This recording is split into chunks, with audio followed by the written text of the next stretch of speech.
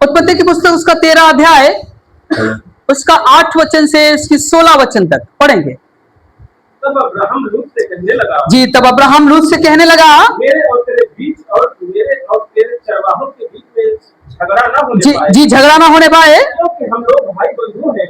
क्योंकि हम लोग तो भाई बंधु हैं। क्या सारा देश तेरे सामने नहीं? जी, क्या सारा देश तेरे सामने नहीं है? इसलिए मुझसे अलग हो जा। जी, जब तू बाईं ओर जाए जी, मैं दाहिनी ओर जाऊंगा। जी हाँ, और यदि तू दाहिनी ओर जाए जी, तो मैं बाईं ओर जाऊंगा। जी, तब लूत ने आंख उठाकर यरदन नदी के पास वाली सारी तराई को देखा, जी हाँ, कि वो सब सिंची हुई है, कि देखा वो सब सिंची हुई है। जब तक यहोवा ने सदोम और अमोरा को नष्ट न किया था, जी, तब तक स्वर्ग के मार्ग तक वो तराई यहोवा की वाटिका पर मिस्र देश के समान उपजाऊ थी। जी हाँ, इसलिए लूत अपने लिए यरदन की सारी तराई को, लिखा है लूत ने अपने लिए यरदन की सारी तराई को चुन के पूर्व की ओर चला, और वो एक दूसरे से अलग हो गए। अब्राहम कनान देश में रहा, लूत उस तराई के नगरों में रहने लगा। जी, और अपना तंबू सदोम के निकट खड़ा किया। जी हाँ, सदोम के लोग यहोवा के लिए लिखे में बड़े दुष्ट और पापी थे। जी, जब लूत अब्राहम से अलग हो गया, जी, तब उसके पश्चात यहोवा ने अब्राहम से कहा,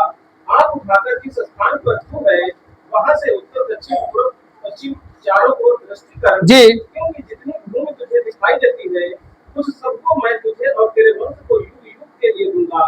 और मैं तेरे वंश को पृथ्वी के धूल की तिलकों के समान करूंगा। जी, यहाँ तक कि जो कोई पृथ्वी की धूल के तिलकों को गिन सकेगा वही तेरा वंश ही गिन सकेगा।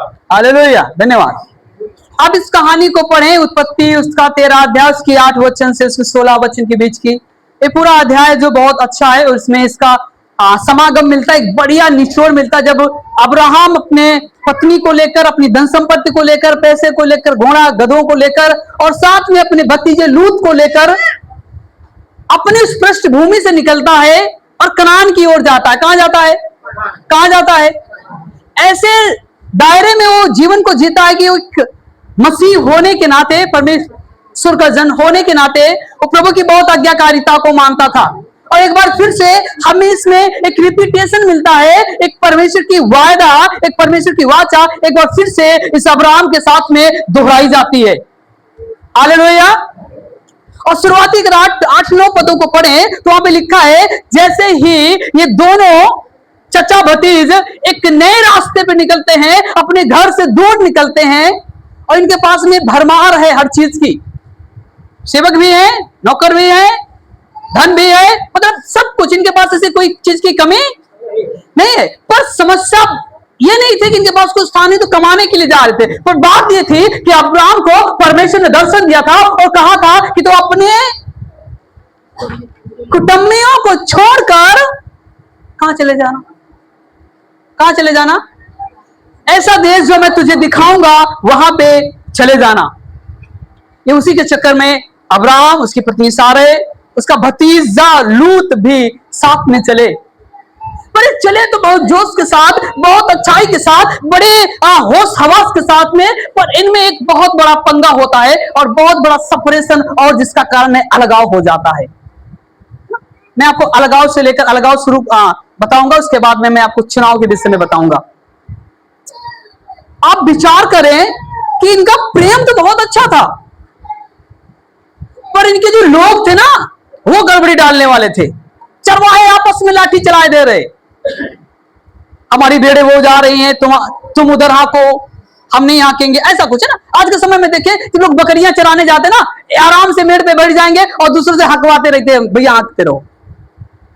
और कई बार जब तालमेल नहीं बनता ना तो कोई किसी का बकरी नहीं हाँकता, कहता भैया अपनी अपनी देखो। सही कह रहा हूं? इसी तरह से लूत और अब्राहम तो बहुत बढ़िया थे, ये चचा भतीज थे, इनमें किसी प्रकार का कोई रिश्ता बिगड़ा नहीं था। पर समस्या कहां है? लोगों में। कहां है? भीड़ में। कहां है? लोगों में। अब लोग नहीं तैयार है कि चचा भतीज साथ में रहे। चचा भतीज तो तैयार है, परमेश्वर भी तैयार है साथ में रहे, है ना। पर लोग जो बीच में हैं वो अब आपस में दिक्कत को उत्पन्न कर रहे। आपको पता है अलगाव का कारण कई बार हमारे अपने लोग हो जाते हैं, कई बार हमारे अपने मानसिक बातें हो जाती है जिससे अलगाव होना तय हो जाता है। क्योंकि वचन में लिखा है परमेश्वर के साथ साथ चलने वाला जो आदम था, आदम से आने वाली जितनी भी जातियां थी वो भी एक समय में अलग हो गए। और आज के समय में भी देखें कि सब अपने अपने चक्कर में बनाने के चक्कर में एक दिन अलग हो जाते हैं। अलगाव कई बार अपनी मनसा अपने विवेक से नहीं होता, और कई बार उसमें लोगों का कारण होता है। अलगाव के कुछ कारण है, जैसे कि लोगों का आपसी विवाद होना अलगाव का कारण बताता है। कई बार हमारे जीवन में धन की कमी हो जाना अलगाव को लेकर आता है, और कई बार हमारे अपने डिसीजन और अपने निर्णय हमें अपनों से अलग कर देते हैं। सोचिएगा, एक तो आपका जो सबसे बड़ा कारण है किस बात का, अलग होने का, अलगाव का, वो कौन हो सकता है? एक बार तो लोग हो जाते, भीड़ हो जाती है, समाज, लोग। अभी आपस में अच्छा घर चले ना, तो पड़ोसी को ये बात हजम नहीं होती हो तो चाहता है कोई योजना बनाकर इनके बीच में कोई लुकड़ी लगाओ ताकि इनका घर इधर उधर हो जाए। तो कई बार लड़का, कई बार परिवार, कई बार माँ बाप इतने परेशान हो जाते हैं, वो कमाने के चक्कर में, कुछ खाने के चक्कर में अपने आप को अलगाव कर लेते हैं, अलग चले जाते हैं। एक तो लोग हो जाते हैं। कई बार हमारी आर्थिक इतनी जरूरतें नहीं पूरी हो पाती है जिसके चलते हमको अलग, मान लो खाने कमाने के चलते कोई पंजाब चला जाए, कोई चंडीगढ़ चला जाए, ये भी एक अलगाव को दिखाता है। दूसरी बात है, कई बार हमारे अपने डिसीजन, अपने निर्णय से भी अलगाव हो जाता है। मैं सही कह रहा हूं? कई बार लगता नहीं मैं सही हूं, नहीं आप गलत हैं और मेरा ये निर्णय है। लोग कहते हैं ना, एक कहावत है, एक बार बंदूक से निकली गोली तो वापस आ जाए, पर बात जो निकल गई ना जवान से वो वापस नहीं आती, ऐसा लोगों का मानना है। और ना ही गोली वापस आती, ना ही जवान का कहा हुआ शब्द भी वापस नहीं आता। कई बार कहते हैं भैया हमारी जो बात है ना वो पत्थर की लकीर है, बदलती नहीं, अमिट नहीं होती। ऐसे स्वभाव के आज भी लोग रहते हैं हमारे समाज में, जो कह दिया सो कह दिया, ऐसा लगता है वो सबसे बड़े परमेश्वर है, ये जो कह दिया वो हो गया। पर मैं आपको कहना चाहता हूं, हम जब प्रभु यीशु मसीह में हैं तो हमारी जो जब बात है वो पत्थर की लकीर ना हो, बल्कि मुलायमती के साथ में हमें कहना चाहिए। हालेलुया। बड़े दीनता के साथ में, हम्बलनेस के साथ में कहें, यस भैया हम इसका बात के लिए सहमत हैं। कई बार हमारा डिसीजन या हमारा अपना निर्णय हमें अलगाव में लेकर जाता है ना? सही कह रहा हूं? ये अलगाव की बात थी।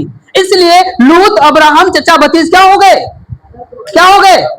अब बात सुनिएगा, बहुत गौर की है। अब है सिलेक्शन का, चॉइस का, एक चुनना। हमारे जीवन में चुनना कितना अहम रखता है। जब एक परिवार अपने बच्चों के लिए एक बहू और एक दामाद का चुनाव करती है, वो हर तथ्यों को एक बार जानकारी, बारीकियों से जानकारी जुटाता है। ऐसा नहीं कि एक बार लड़का देखा तो तय हो जाता ना, फिर वो पड़ोसी को फोन करेंगे, किसी मौसी को, बुआ को, बताओ फलाने कैसे हैं, बताओ फला की बिटिया कैसे है।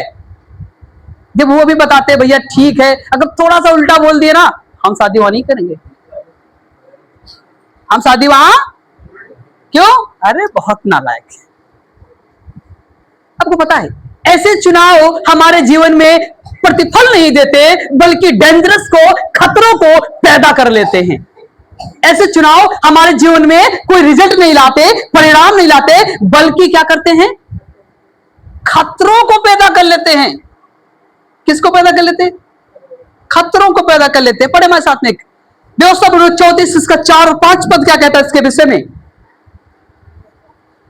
व्यवस्था की किताब उसका 34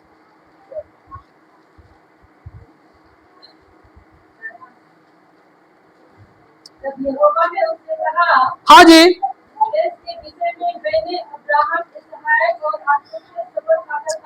जी कि मैं इसे तेरे वंश को दूंगा, ये यही है, मैंने इसको तुझे बादशाह दिखला दिया है, तो तू पार होकर वहां जाने ना पाएगा। सुनिएगा, ये भी एक दर्शन है जो यहाँ पे मूसा को दिया जाता है। मूसा उस समय मृत्यु की कगार पे है, इस संसार से कुछ करने के कगार पे है, और परमेश्वर का वचन कहता है देख भैया इस नगर को, इस देश को मैंने वाचा बांधी किससे?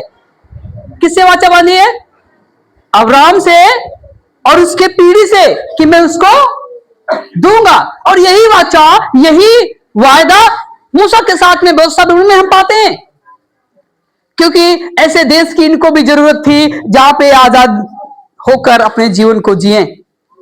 और बताया जाता है जहां पे दूध मधु की धाराएं बहती थी उसे हम कनान बोलते हैं। हालेलुया। और यहां पे भी एक बार परमेश्वर का वायदा, परमेश्वर की प्रतिज्ञा को रिपीट किया जाता, परमेश्वर का वचन रिपीट इसमें है, लिखा इस प्रकार से कि परमेश्वर चाहता था, कहता है कि देखो भैया, मैं फिर से तुमको रिमाइंड कराता हूं, याद दिलाता हूं कि जो देश है या नगर है, मैं किसको दूंगा? किसको दूंगा? यस, तेरे और तेरे वंश को, अर्थात अब्राहम, अब्राहम के वंश को, उनको पीढ़ी दर पीढ़ी को। मैं आपको बताना चाहता हूं, परमेश्वर अपने किए हुए वायदे को फिर रिमाइंड करता है, याद कराता है कि देखो भैया, हम आपके पैदाइश के दिनों में भी थे, जब आप बालक ही थे तब भी मैं आपके साथ में था, जब आप छोटे थे तब भी मैं आपके साथ में था, और जब जवान हो गए तब भी मैं आपके साथ में हूं। आपको पता है, एक वचन कहता है कि जब इजराइल बालक ही था तब भी परमेश्वर की वो उंगली पकड़ के चलना सीखा। अर्थात इजराइल जब बालक ही था तभी परमेश्वर की उंगलियों को पकड़ के सीखा चलना। आज के समय में भी जब हमारे छोटे बच्चे होते हैं, आपकी उंगलियों को पकड़ कर सीखते हैं चलना, उठना बैठना। कई बार हम प्रभु में आकर बहुत ही इतने परिपक्व नहीं होते, हम अपने पास्टर, अपने याजक की उंगली पकड़ के चलते हैं। वो हमें पालता है, पोसता है, आत्मिक जीवन से तृप्त करता है, सिखाता है, और एक समय इतना आता है कि हम खुद सही और गलत का निर्णय लेते हैं। प्रवचन में लिखा है, उत्पत्ति उसका 13 अध्याय उसके 9-10 पद को पढ़िएगा। क्या सारा देश तेरे सामने नहीं? लिखा है सारा देश, क्या सारा देश तेरे सामने नहीं? इसलिए मुझसे अलग हो जा। वाह, इसलिए मुझसे अलग हो जा। जब तू बाईं ओर जाए तो मैं दाईं ओर जाऊंगा। सुनिएगा, अब्राहम कहता है ये तू बाईं ओर जाए तो मैं दाईं ओर जाऊंगा, और यदि तू दाहिनी ओर जाए तो मैं बाईं ओर जाऊंगा। जी हाँ। तब लूत ने आंख उठाकर यरदन नदी के पास वाली सारी तराई को देखा। सुनिएगा, लूत ने अपनी आंख उठाई और कहा, देखा सारी यरदन की नदी की तराई को देखा, कि वो सब सिंची हुई है। लिखा है वो सब सिंची हुई है, जब तक यहोवा ने सदोम और अमोरा को नष्ट न किया, जी हाँ, तब तक सोर के मार्ग तक वो तराई को की वाटिका और मिस्र देश के समान उपजाऊ थी। जी। इसलिए लूत अपने लिए यरदन की सारी तराई को चुन के खूब और चला। सुनिएगा, इसलिए लूत ने क्या किया, देखा जब भैया यरदन नदी से लेकर स्वार राज के किनारे तक सारी उपजाऊ भूमि है, उसको क्या करता है? क्या करता है? चुन लेता। भैया इससे पहले अब्राहम दादा कुछ कह दे, हमको चुन लेना चाहिए, नहीं तो इनके पास कुछ कह लेंगे तो चचा है, एक तो हमारे जान पहचान के, बड़े हैं, इज्जत देते हैं, हम मना नहीं कर पाएंगे। इसके चलते उनको एक बड़ी चतुराई के साथ में वो पहले ही नजर उठा के देखता और कहता यस, हमको बस यही चुन लेते, यही चाहिए। वैसे कह रहा हूं, ऐसे लिखा है। पर अब्राहम ऐसे नहीं चुनाव करता है। सुनिएगा, चुनाव 2 प्रकार के होते हैं। एक तो देखने का चुनाव, देखकर हमको सही गलत का पता चलता है। दूसरा है आत्मिक चुनाव, जो परमेश्वर हमारे बीच में, हमारे मन में डालता है। हालेलुया। एक इस प्रकार का चुनाव विजिबिलिटी के साथ में जो दिखाई दे रहा है ना, बहुत अच्छा, बहुत अच्छे से लोगों को देखते हैं। पर कई बार हम आत्मिक मनसा के साथ नहीं चुन पाते। वचन में लिखा है, लूत ने देखा ये बहुत अच्छी भूमि है, उपजाऊ भूमि है, इसको चुन लो और यहीं पे हमारे लोग रह पाएंगे। लूत ने चुन लिया और लूत अलग हो जाता है। कोई फर्क नहीं आता इन लोगों में। और देखिएगा आगे रिपीट क्या होता है, आगे आगे पढ़े क्या लिखा भैया, 12 पद, 12-13। अब्राहम कनान देश में रहा। अब्राहम कनान देश में रहा, पर लूत उस तराई के नगरों में रहने लगा। लिखा है लूत तो उस तराई के नगरों में रहने लगा और अपना तंबू सदोम के निकट खड़ा किया। लिखा है अपना तंबू सदोम के निकट खड़ा किया। सदोम के लोग यहोवा के लेखे में बड़े दुष्ट और पापी थे। अब सुनिएगा, उसको लगा तो ये सदोम अमोरा की जो किनारे की बस्ती है, जो उपजाऊ भूमि है, जो यरदन नदी के पास का है, नदी भी पास में है, सिंचने में बहुत आराम है, गुड़ाई भी बहुत आराम से होगी, यही चुन लेते हैं। पर इस बात का ध्यान नहीं दिया कि सदोम अमोरा के लोग भी कैसे थे? अच्छे नहीं थे, अच्छे नहीं थे। आगे जब आप पढ़ेंगे तो इन्हीं के जो राजा थे एक बार लूत को उठा ले गए। अभी जब आगे सेशन में आएंगे मैं इस पे अच्छे से आपको सिखाने पाऊंगा। वचन में लिखा है कि ये लूत जब अपनी बुद्धि से जब उसको चुन लेता है तराई को जहां पे बढ़िया जगह है और वहां पे अपना तंबू खड़ा करता है, पर ये नहीं सोचा कि वहां के लोग कैसे। पर अब्राहम परमेश्वर की दृष्टि में वो ठहरा रहा कहां पे? कनान में। कहां पे खड़ा रहा? कनान में। आपको पता है कनान प्रॉमिस ऑफ लैंड दिखाता है, एक वायदे की भूमि को दिखाता है। ये वही भूमि है जो परमेश्वर ने अब्राहम को सपने या उसको दर्शन में दिखाया था। हालेलुया। मैं आपको बताना चाहता हूं कई बार हम उस वायदे की भूमि में ठहरे होते हैं, वो लूत की तरह चालाकी करते रहते हैं। मतलब परमेश्वर तो आपको सब कुछ दे दिया, चंगाई दे दिया, छुटकारा दे दिया, आपको जो आपकी आवश्यकताएं थी पूरा कर दिया, पर फिर भी आप इधर उधर ताक रहे हैं। कहीं कुछ और तो अच्छा नहीं मिल रहा, कहीं कुछ और तो नहीं दुनिया में कुछ बट रहा तो मिल जाए, हमारा फायदा हो जाए, है ना? पर आपको पता है जैसा हम ऐसा सोचते हैं तो लूत की तरह एक निगेटिविटी में, एक नकारात्मक विचार में चले जाते हैं। और अब्राहम अपनी जगह ठहरा रहा कनान में। वचन में लिखा है फिर से परमेश्वर ने अपने वायदे को दोहराया और क्या कहता है? देख अब्राहम जहां पे तू खड़ा है, इस भूमि को देख, इसमें चल फिर, मैं इसे तुझे और तेरे वंश को दूंगा। हालेलुया। लूत अपनी बुद्धि लगाकर सारी तराई को चुन लेता है, पर यहां पे एक बड़ा फर्क, मेजर चेंज आपको नजर आएगा कि परमेश्वर एक बार फिर से अपने वायदे को, अपनी प्रतिज्ञा को अब्राहम के साथ में स्मरण करता है। हालेलुया। ध्यान दीजिएगा, एक चालाक के साथ में चुनना, एक आत्मिकता के साथ में चुनना, दोनों में जमीन आसमान का फर्क है। चालाक लोग कैसे चुनते हैं? कारण देखिएगा इसका, विजुअलिटी के साथ में, मतलब जो दिखता है, कैसे? जो दिखता है। दूसरा कैसे सुनते हैं? सेल्फिश के साथ, मतलब जो उनके लिए फायदेमंद हो, स्वार्थ के साथ है, शुद्ध भाषा में इस्तेमाल करें तो स्वार्थ के साथ में चुनाव करते। कैसे करते हैं? हमारा ही भला हो जाए, दुनिया को कुछ हो ना हो, अपना भला होना चाहिए, ऐसे लोग चुनाव करते। तीसरी बात कैसे? वो विचार रहित चुनाव लाते हैं, मतलब उसका कोई मीनिंग नहीं है, मीनिंगलेस है, विचार रहित है। ऐसे चुनाव को लोग करते हैं और कहेंगे यस, हम बहुत बड़ा टावर बनाएंगे जो आसमान को छुएगा, है ना? जितने भी लोग बनाए थे, है ना? लोग अपने आप में डींग मारते नहीं, हम बहुत बड़ा घर बनाएंगे, और कई बार बन नहीं पाता। कई बार हमारे विचार तो बहुत बड़े बड़े होते हैं पर हो नहीं पाता। इसको कहते हैं विचार रहित। क्या कहते हैं? संसार के लोग तीन प्रकार से चुनाव करते हैं, सिलेक्शन करते हैं, चॉइस करते हैं। कैसे? नंबर एक, विजुअलिटी के साथ में, मतलब दिखावे के साथ में। दूसरा कैसे करते हैं? अपने स्वार्थ के लिए। और तीसरा कैसे करते हैं? विचार रहित, ऐसा चुनाव जिसका कोई मतलब नहीं हो। पर परमेश्वर का जन कैसे चुनाव करता है? एक तो आत्मिक हृदय से चुनाव करता है। कैसे चुनाव करता है? वचन में लिखा है अब्राहम वहीं पे टिका रहा जब तक परमेश्वर ने उससे बात ही नहीं की। वचन में लिखा है परमेश्वर फिर एक बार अपनी वाचा को दोहराता है और अब्राहम से कहता है देख, इस भूमि को कायदे से देख, इस पे चल फिर, इसके चारों ओर देख, है ना? उत्तर दक्षिण पूरब पश्चिम, जहां तक तेरी नजर जाए, मैं से तुझे और तेरे वंश को दूंगा। है ना? 14-15 पढ़िएगा, 16 तक। जब लूत अब्राहम से अलग हो गया जी, तब उसके पश्चात यहोवा ने अब्राहम से कहा, जी, आंख उठाकर जिस स्थान पर तू है वहां से उत्तर दक्षिण पूर्व पश्चिम चारों ओर दृष्टि कर, जी। क्योंकि जितनी भूमि तुझे दिखाई देती है, लिखा जितनी भूमि तुझे दिखाई देती है, उस सबको मैं तुझे और तेरे वंश को युग युग के लिए दूंगा। उस सबको मैं तुझे तेरे वंश को, लिखा युग युग के लिए दूंगा, है ना? अंग्रेजी का शब्द कहता है फॉर एवर। इसका मतलब होता है ना खत्म होने वाला।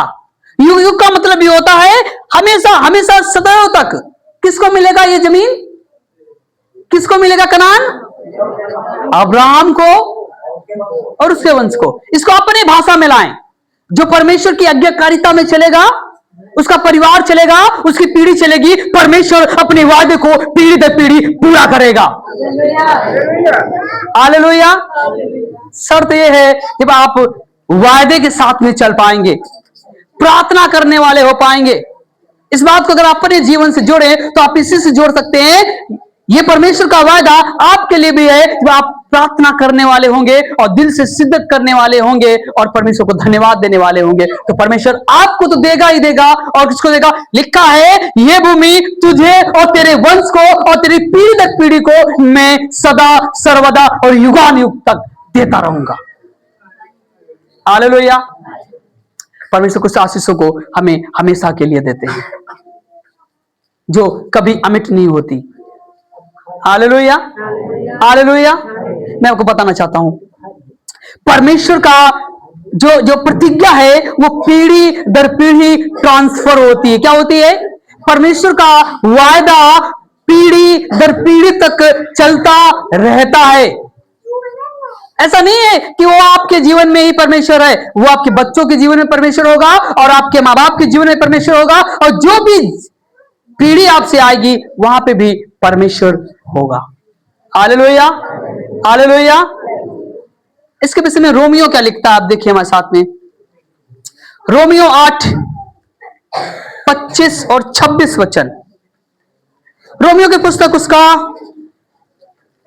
8 अध्याय और उसका 25 और 26 आयत क्या कहते? हम नहीं देखते, लिखा है, परंतु जिस वस्तु को हम नहीं देखते यदि उसकी आशा रखते हैं जी, तो धीरज से उसकी बात जोड़ते भी हैं। हाँ जी, धीरज से उसकी बात जोड़ते भी हैं। इसी रीत से आत्मा भी हमारी दुर्बलता में सहायता करता लिखा है, इसी प्रकार आत्मा भी हमारी दुर्बलता में सहायता करता है क्योंकि हम नहीं जानते कि प्रार्थना किस रीत से करना चाहिए। जी। परंतु आत्मा आपकी ऐसे आहें भर भर कर जो बयाने से बाहर है हमारे लिए विनती करता है। सुनिएगा, कई बार हमें नहीं पता होता कि हमें प्रार्थना कैसे करनी चाहिए।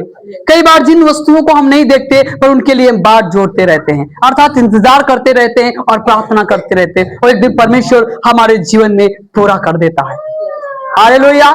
हमें कोई चीजें अगर हमारे पास हैं, नहीं भी है, हमें उनके लिए बात जोड़ना है, इंतजार करना है और उनके लिए प्रार्थना करना है। परमेश्वर एक दिन बड़े बदलाव को देगा। हालेलुया। आप ये चाह रहे हैं कि आपका परिवार बदले, आपके लोग बदले, आपके रिश्तेदार बदले, आपके नातेदार बदले। आप इंतजार करें और आप परमेश्वर के वचन पे धैर्य रखें और प्रार्थना करें और एक दिन बदलाव पाएंगे। हालेलुया। एक दिन आप बदलाव पाएंगे। इसका मतलब है जो बातें आप में हैं वही बातें आपके पड़ोसी या जो जिसको आप चाह रहे हैं उसमें देखने पाएंगे, क्योंकि वचन में लिखा है, परमेश्वर की गई प्रतिज्ञा कभी असफल नहीं होती। हालेलुया। वो पूरा होता है और वो हमारे जीवन में और आपके जीवन में पूरा करता है ना। दूसरा पॉइंट है कि हमारा जो चुनाव है ना वो स्वार्थपूर्ण ना हो। ऐसा चुनाव हो जहां पे अपना भी फायदा हो, परमेश्वर की मनसा हो, साथ में हमारे पड़ोसी, हमारे कलीसिया, हमारे लोगों का भी उससे फायदा जुड़ा हो। कैसा हमारा चुनाव ना हो? स्वार्थ पूर्ण ना हो, है ना। एक तो विचार रहित ना हो, दूसरा दिखावटी ना हो, है ना। कैसा होना चाहिए? आत्मिक होना चाहिए, विचार पूर्ण होना चाहिए, और ये जानकर कि परमेश्वर हमारे लिए सब कुछ एक दिन करेगा, इस बात पे हमें भरोसा रखना, इस बात पे हमें भरोसा रखना चाहिए, ताकि परमेश्वर आपके लिए एक दिन वास्तव में एक बड़े मुकाम को आप हासिल करने पाएंगे। हालेलुया। एक वचन लिखा है कि परमेश्वर का वचन कहता है कि सब कुछ हमारे लिए भलाई ही उत्पन्न करते रहते हैं, सारी बातें मिलकर, है ना। लिखा है कि सारी बातें मिलकर भलाई को ही उत्पन्न करती हैं। आप जो करें ये सोचकर लोगों को महिमा मिले ना मिले, पर परमेश्वर को जरूर महिमा मिलेगी। आप इसलिए अपने काम में लगे रहे, आप बेशक थक जाए और बेशक आप नर्वस हो जाए, बेशक आप दुखी हो जाए, पर ये जानकर प्रभु हम जानते हैं इसका प्रतिफल हम यहाँ पाए ना पाए, पर हम आपके पास जब आएंगे तो हम जरूर से प्रतिफल पाएंगे। हालेलुया। आपको पता है एक घर का माँ और एक पिता अपने जीवन में कितना काम कर डालता है। एक खाना बनाने वाली जो माँ होती ना, अगर आप महीने में विचार करें, कुंटलों खाना बना देती है। जब आप पिसाने जाते ना तो 40 किलो पिसा के लाते हैं चक्की से। जब धान लाते ना तो 30-40 किलो लेकर आते हैं। उसको कौन बना देता है? आपकी घर की, आपकी माँ, आपकी बहन, आपकी स्त्री। और थोड़ी थोड़ी रोटी में बन जाता है और महीने में खत्म हो जाता है। जब आप तौला के आए थे तो आपको बहुत वजन लग रहा था, पर एक जन है जो उसी कुंटल राशन को पूरे घर को बना के खिला देता है। हाँ? आपको पता है, जब आप अपने आप को विचार करें, यह भी एक बड़ा काम है। रोज नहीं कर सकते, पर करना पड़ता है। बच्चों के लिए, पति के लिए, पत्नी के लिए, माँ बाप के लिए, भाइयों के लिए करना पड़ता है। और कई बार इसके लिए आपको कोई धन्यवाद भी नहीं देता। कई बार पिता इतना अच्छा कमा के बच्चों को पढ़ाता है, लिखाता है, इस योग्य बनाता है, पर कई बार बच्चे भी पिता को धन्यवाद नहीं दे पाते। मैं आपको कहना चाहता हूं, आपका परिवार में जो भी आपकी मदद कर रहा है, आपके माँ बाप, आपकी पत्नी, आपका पति, आपके बच्चों, जो कोई आपको मदद कर रहा है, आप उसे धन्यवादी हो। क्योंकि आप विचार करें, जो कुंटलों बनाकर आपको महीने में खाना खिला देती है, कितनी मेहनतपूर्ण काम है। मैं सबकी बात कर रहा हूं, एक जन की नहीं। ये हम में से हर महिला करती है, और हमें से हर एक पिता करता अपने परिवार के लिए कितना धन कमा के रख लेता है, कितनी मिट्टी खोद देता है, कितना खेती का काम कर देता है, इसलिए परिवार का भला होगा। मैं आपको कहना चाहता हूं, कोई आपको इनाम दे ना दे, पर परमेश्वर इनाम जरूर, परमेश्वर इनाम जरूर देगा। कुलैसियों का लिखने वाला कहता है, तुम इस बात को जान करना कोई काम करो कि इससे मनुष्य खुश होगा, या मनुष्य आपको शाबाशी देगा, या मनुष्य कुछ बात कहेगा, पर इससे जानकर खुश हो कि इस काम से परमेश्वर को महिमा मिलेगी। हालेलुया। आपको पता है, आप जब थालियों को धोएं, अपने बर्तनों को धोएं, ये जानकर नहीं कि मैं अपने परिवार, अपने बच्चे, अपने पति, अपने घराने के लिए धो रहा हूं या धो रही हूं, पर ये जानकर कि इस थाली में हमारा प्रभु यीशु मसीह खाना खाएगा, इसलिए हम बर्तन धो रहे हैं। हालेलुया। आप अपनी खेती को इतनी ईमानदारी से करें, इतनी ईमानदारी के साथ में काम करें, ये जानकर नहीं, ये जो गल्ला मिलेगा हमारे घर का, हमारा परिवार चलेगा, पर ये जानकर कि ये गल्ला हमारे प्रभु यीशु मसीह के काम आएगा। हालेलुया। आप इस तरह से नौकरी को करें कि आपका बॉस खुश होगा, ये नहीं खुश होगा, पर ये जानकर कि हमारा प्रभु यीशु मसीह इस काम से जरूर खुश हो जाएगा। हालेलुया। ऐसी ईमानदारी अब्राहम में दिखने पाई। हालेलुया। और वो ईमानदारी आप में भी दिखने पाए। आप इसलिए नहीं अपने आप को सजाते संवारते हैं, कोई आपको देखेगा, कोई खुश होगा नहीं, पर इसलिए कि परमेश्वर देखेगा और परमेश्वर खुश होगा। हालेलुया। आप इसलिए बर्तनों को लगातार खाने को बनाते धुलते हैं, कई बार थक जाते हैं, कई बार चिंता पैदा होती है, कई बार बीमार हो जाते हैं, पर फिर भी अपने बच्चों के लिए जुटी रहती हैं, और जानकर किससे किसी को भला हो ना हो, पर यीशु मसीह जरूर महिमा पाएगा। हालेलुया। आपको पता है, मैं एक जगह जहां सीखने के लिए गया था, वो ऐसे सिखा रहे थे, कहते थे जब मैं अपने स्कूल के दिनों में था, कॉलेज में रहता था, तो कहते वहां बर्तनों पे हमारा काम लगता था धोने का ना? और जब मैं बर्तन धोता था तो मैं जानता था, प्रभु इस बर्तनों में हमारा मास्टर, हमारे भाई सहभागी लोग खाना खाएं, ये तो बहुत बढ़िया है, पर मैं इस तरह से धोता हूं कि इसमें हमारा यीशु मसीह खाना खाएगा। हालेलुया। इसका मतलब है, जो आप काम करें इतनी शिद्दत से करें कि परिवार खुश होगा, लोग आपको शाबाशी देंगे, लोग आपको बहुत शाबाशी देंगे, पर इस बात के लिए परमेश्वर आपको शाबाशी देगा। हालेलुया। हालेलुया। आप किसी काम को करें, इतनी शिद्दत से करें कि परमेश्वर देख रहा है। हालेलुया। कि परमेश्वर देख रहा है। चलिए, इसका निष्कर्ष क्या है, सुनिएगा ध्यान से। नंबर 1, परमेश्वर का जो योजना है वो फलदायी होती। कैसे होती है? परमेश्वर की जो योजना होती है, जो वायदा होता है, वो फलदायी होता है। कैसा होता है? फलदायी होता है। या इसको इस प्रकार से कह सकते हैं, परमेश्वर की बनाई हुई योजना आपके लिए अच्छे परिणाम या अच्छे फल को लेकर आती है। दूसरी बात है, लूत ने अपने चालाकी से चुना, मतलब स्वार्थपूर्ण, जिससे कि वो एक बड़े खतरे या बड़े डेंजर्स में फंस जाता है, या कह सकते हैं स्वार्थपूर्ण चुनाव करना हमारे लिए खतरे से खाली नहीं होता। दूसरी बात, हमें यीशु मसीह को देखना है क्योंकि वही हमारे जीवन का आनंद है। हमें प्रभु यीशु मसीह को देखना है, वही हमारे जीवन का। हम यीशु मसीह को क्यों देख रहे हैं? क्योंकि वही हमारे जीवन का आनंद है। तीसरी बात, अब्राहम जो था वो पूरे विश्व में विश्वव्यापी की तरह आशीष का मूल पिता होने पाया। अब्राहम क्या होने पाया? पूरे विश्व का मूल पिता होने पाया, आशीष का मूल पिता होने पाया। क्यों? क्योंकि उसने आत्मिक द्वारा अपने चुनाव को किया और अपने सिलेक्शन को किया। उसको परमेश्वर ने दर्शन में देखा, कहा कि देख जिस भूमि पे तू खड़ा है तो यही रुक, इसे देख, पूरब पश्चिम उत्तर दक्षिण चारों तरफ से देख ले, मैं इस भूमि को तुझे और तेरे वंश को दूंगा। हालेलुया।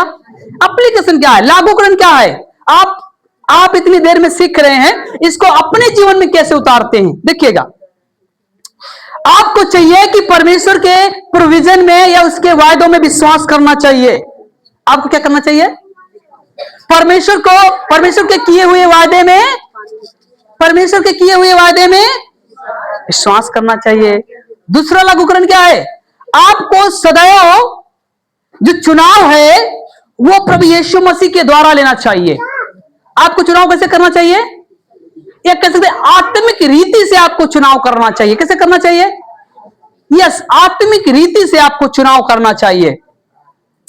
दूसरा बात, आपका विश्वास का जो केंद्र है वो प्रभु यीशु मसीह होना चाहिए। आपके विश्वास का केंद्र कौन होना चाहिए? कौन होना चाहिए? कोई सेवक, कोई बड़ा वक्ता नहीं। कौन होना चाहिए? आपके विश्वास का केंद्र कौन होना चाहिए? यीशु मसीह होना चाहिए। हालेलुया। और परमेश्वर जो आपके लिए चुनता है ना, वो बहुत अच्छा चुनता है ना। इंग्लिश में एक वर्ड है एक्सीलेंट। परमेश्वर जो आपके लिए चुनता है चॉइस को, वो एक्सीलेंट चॉइस चुनता है। मतलब बहुत बेस्ट, बहुत बढ़िया, बहुत अच्छा, है ना। एक्सीलेंट चॉइस परमेश्वर आपके लिए चुनता है। मतलब इससे बढ़िया आप नहीं सोच सकते। आप अपने बच्चों का भविष्य आप अच्छा नहीं सोचते, पर आपका परमेश्वर आपके बच्चों का भविष्य अच्छा सोच सकता है। हालेलुया। इतने अध्याय में एक और लागूकरण, हमें परमेश्वर से अलग कभी नहीं होना चाहिए। हमें परमेश्वर से, परमेश्वर की सेवा से, परमेश्वर की जो भी वायदे बनाए हुए काम है उनसे अलगाव कभी नहीं करना चाहिए। हालेलुया। बस आज के सेशन में यही बातें थी। नंबर 1 लागूकरण यही था कि हमें सदैव परमेश्वर के बनाए हुए वायदे या परियोजना में विश्वास योगी ठहरे रहना चाहिए, है ना। और जो कुछ आपने सीखा, मैं आशा करता हूं कि आपने बहुत गहराई से सीखा। एक तो सबसे बड़ा चुनाव सीखा, दूसरा अलगाव सीखा। अलगाव किन कारणों से होता है वो भी मैंने आपको सिखाया, बाइबल के तथ्यों को लेकर और कुछ जो हमारे समाज में तथ्य उनको लेकर। और चुनाव क्या होता है, मैंने चुनाव को, सिलेक्शन को भी आपको, चॉइस को भी बताया। हमारे अपने चुनाव क्या होते हैं और हमारे परमेश्वर के चुनाव क्या होते हैं, ये आत्मिक चुनाव क्या होते हैं, ये संसारिक चुनाव क्या होते हैं, इन पे भी आपने ध्यान पूर्वक सीखा। मैं आशा करता हूं कि ये वचन आपके लिए बहुत आशीष का कारण ठहरे और प्रभु आप सबको आशीष दे। और मैं आशा करता हूं, मैं एक बार फिर से आपको धन्यवाद देता हूं आपकी इस ध्यान के लिए कि इतनी गर्मी में आप बैठे रहे, इसके लिए धन्यवाद। प्रभु आपको बहुत आशीष दे। पर इतना अपने आप को तैयार कीजिएगा कि आप आत्मिक चुनाव करने पाए। Hallelujah, hallelujah. एक बात जरूर सीख के जाइएगा, आप खेत इसलिए नहीं बो रहे कि आपका परिवार खाएगा, पर इसलिए बो रहे कि ये गल्ला, ये खेत का काम हमारे प्रभु यीशु मसीह में काम आएगा। हालेलुया। आप इसलिए नहीं बर्तन धो रही, आप इसलिए रोटी नहीं आए ना, कई बार रोटी पकाते पकाते गुस्सा आता, रोटी पटकना भी पड़ता है ना। और मैं आपको कहना चाहता हूं, आप इसलिए रोटी बना रही हैं, आप इसलिए बर्तन धो रही हैं कि इससे किसको महिमा मिलेगा? किसको? आपका परिवार तो खाएगा, पर वही रोटी काश प्रभु यीशु मसीह भी खाएगा। हालेलुया। आप इसलिए काम कर रहे हैं, लगातार अपने आप को काम में बनाए रखें। आप निराश ना हो, प्रभु हमें क्यों इतना काम दे दिया, ना कि ये आप कर सकते हैं, आप कर सकते हैं, क्योंकि परमेश्वर आप में है ना, और आप प्रभु में। यूहन्ना का लिखने वाला कहता है, परमेश्वर मुझ में है और मैं प्रभु में हूं, है ना। और आपको भी इन कामों को बनाए रखना है और मसीहत को आगे लेकर जाना है। प्रभु आपको आशीष दे। ओके।